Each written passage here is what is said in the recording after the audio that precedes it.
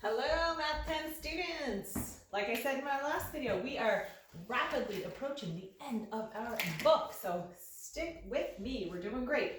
Today, we'll be doing Check Your Understanding number 2 of 7.6 on page 446. So if you want to turn there, a little review from yesterday, we talked about the three different properties of systems of linear equations.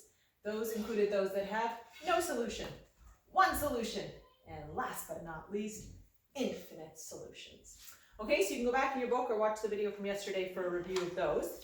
But for today, let's go on to the Check Your Understanding on page 446. It says, given the equation, minus 6x plus y equals 3, write another linear equation that will form a linear system with blah, blah, blah. All right, let's write that down. Let's get a different marker because the red one doesn't work today. All right, blue it is. So negative 6x plus y equals 3. Okay, so let's go through. A says exactly one solution. So what do we know if it has exactly one solution? We know that the equation or the linear equation that we make up has to have a different slope than this, doesn't it? If it has a different slope, even if it had the same y-intercept, that would just mean that would actually be where they cross. As long as they have different slopes, we know that there will be exactly one solution. So in order to make sure it has a different slope, we actually need to find out what the slope of this equation is. So let's go ahead and do that. So before I even get into that, let's find the slope. We'll put this in our y equals mx plus b form, or slope-intercept form. So let's bring that negative 6x over here. Plus 3. Okay, that was easy.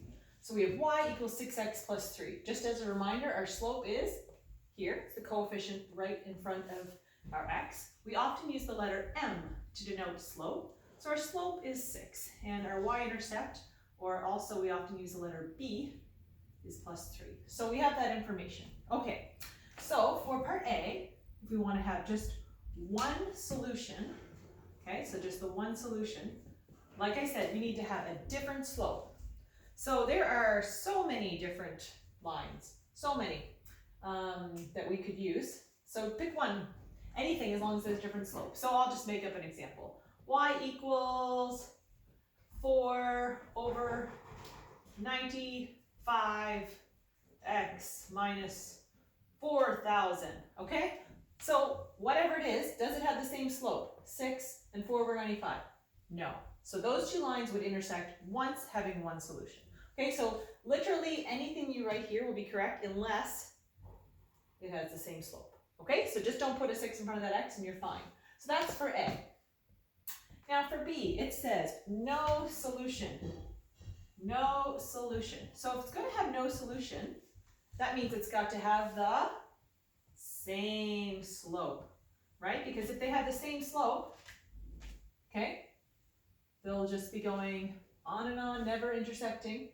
And not only does it have to have the same slope, it cannot not have the same y-intercept. Why is that? Because if it had the same slope and y-intercept, what would it be?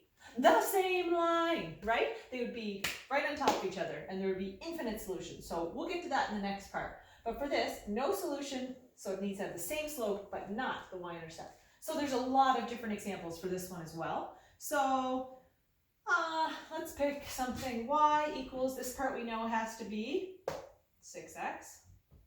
Okay, 6x. And what would we pick for our y-intercept? Absolutely anything except 3. Okay, so let's go minus 4. Whatever, okay? Anything except for this and the same slope. This will have no solution, right? Because they will run parallel forever. Okay, last one. Infinite, and I touched on this already, infinite solution. So what do we know? We know that it has to have the same slope, okay, and y-intercept, right? And we know that equations, they may look different at first glance, but they're actually the same. So this would be silly, you would not do this. It's going to be this equation, but you wouldn't write 2 like this together, you would go back to this and just make a variation of this, and I'll show you what I mean. So right now we have the minus 6x plus y equals 3. Okay, so let's keep this as the same line. We know this line is this. Same line, as long as we do the same operation, the whole thing, it will stay equal. I'll show you what I mean by I say that. If I multiply or divide, okay, this whole thing by any number, it will still be the same line. All right, so let's pick 2. That's easy, okay? It's easy to do. So when I multiply this by 2, that means I have to multiply each term, okay, by 2. So I'm just going to write it down here. 2 times negative 6x would be negative 12x. 2 times y would be 2y. And 2 times 3 is 6. Okay, so this, okay, if I were to convert this into our y equals mx with b form, would actually simplify, be this same line.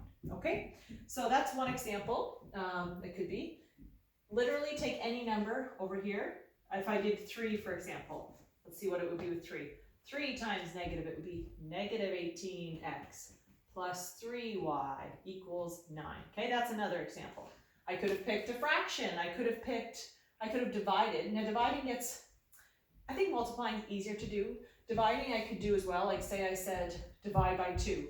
I'd have negative 3x plus 1 over 2y, you know, and so on. So I would recommend multiplying if you're trying to come up with something like that. All right, so that concludes the Check Your Understanding on page 446. I'm going to go ahead and erase that. So again, at any time, pause the video if you want to. If you find it's too slow, put me in fast forward. I'm not offended. I won't even know. All right, and for your question today, let's see here. Today is an easy day. You are just going to do number 12. Okay, so page 448, number 12. Okay. Yes, so basically you're going to be doing what we just did with a different equation. They give you one, they say, use this equation in 3 different linear systems. Write a second equation so that each system has a different number of solutions. Explain what you did for each system. So you're going to be doing the same thing. The answers won't always be the same as the back of the book. So if you're unsure and you want me to look at them, just send me an email with them and I'll tell you, yeah, that's right or that's wrong. But the big things to remember would be that, like the last one, the slope and the y-intercept, that kind of thing. All right, that concludes things for today. Tomorrow, even though there's no more Check Your Understandings, I'm going to go over one more question with you and assign a couple more questions. All right, happy mathing, and I'll see you soon.